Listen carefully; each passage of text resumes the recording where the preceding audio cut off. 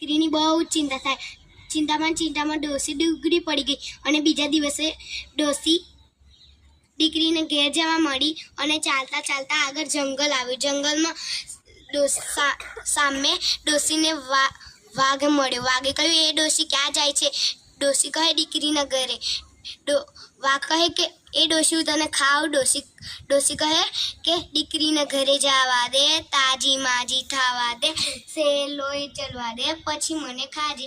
એમ કહી ડોસી તો ચાલવા માંડી આગળ અને આગળ ચાલતા ચાલતા ડોસીને વરુ મળ્યો. વરુએ કહ્યું, એ ડોસી ક્યાં જાય છે? ડોસી કહે કે દીકરીના ઘરે. વરુ કહે કે એ ડોસી હું તને ખાઉં? ડોસી કહે કે દીકરીના ઘરે જવા દે, તાજી માજી થવા દે, સેલોય ચડવા દે, પછી મને ખાજે. એમ કહી ડોસી ચાલવા મળી. પછી ચાલતા ચાલતા આગળ સામે શિયાળ મળ્યો. શિયાળે કહ્યું, એ ડોસી ક્યાં જાય છે? ડોસી કહે કે દીકરીના ઘરે. શિયાળ કહે કે હું તને ખાઉં?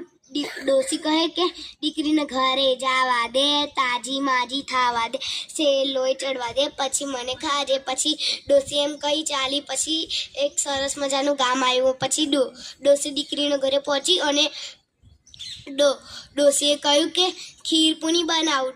દીકરી તો રોજ એના માટે સારું સારું ખાવાનું બનાવે અને ડોસી ખાય નહીં. બીજા દિવસે કહે કે દીકરી કહે કે માજી તમે ખાતા કેમ નથી અને પાતળા કેમ પડતા જાઓ છો? એમ કહી ડોસી કહે કે રસ્તામાં મને જાનવરો મરવાના છે, એ મને